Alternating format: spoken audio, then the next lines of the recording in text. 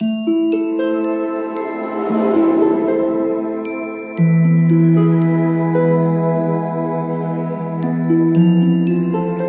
everybody, good morning. I would like to speak today on spirit animals.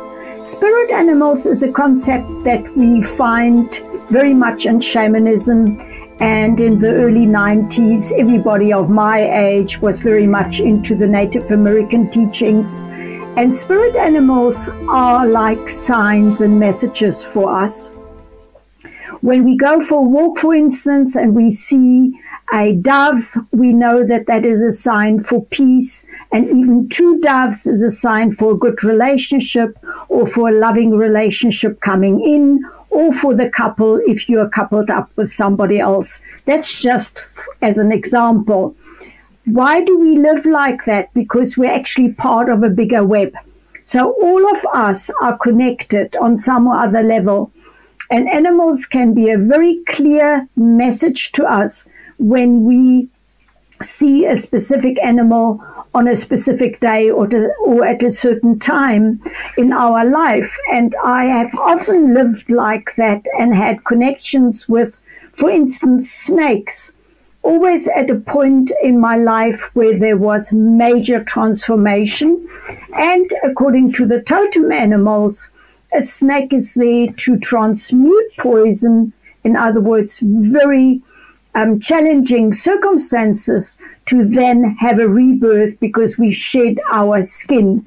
So if you see an animal and you wonder what it means to you during the day or during your walk or during a drive, then you can actually Google it. Or if you have the medicine oracle, then you can have a look at that, which comes up with all of the animals, like for instance the crow, which is an animal for change and messages and sudden changes, or the dolphin, which is for playfulness, or the deer, which teaches us to live more gently and more soft, the bear, who is very much an animal for winter and introspection, the horse, that is really much for power, and also the horsepower. And those people who are very intuitive are anyway very much in touch with animals, and you can always take their messages as another hint, another guidance, another advice for your life,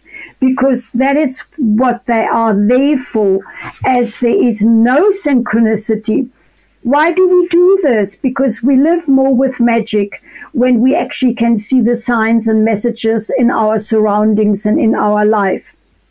And if we also are in nature and we, for instance, see an animal having difficulties or having pain, we can breathe in the pain, or we can breathe in the pain when we hear a dog crying or a cat crying or a hurt animal. We can breathe that hurt in, and we can breathe out the healing, so that we can raise the vibration in our lives and in the life in general on the whole planet.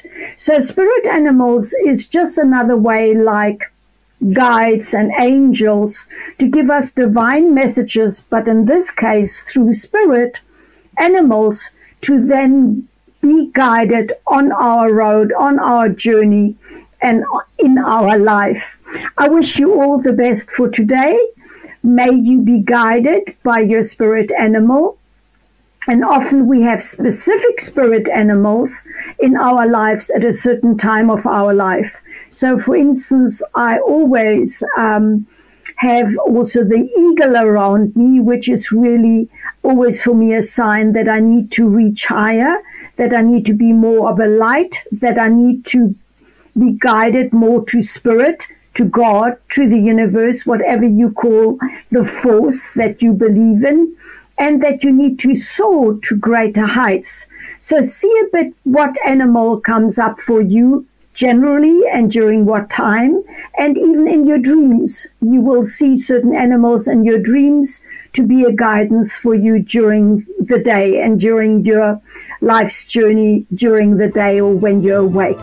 If you're interested in my courses or workshops or readings, you can go to my website, mariettatennison.com. www.spiritanimalswithjoy.com.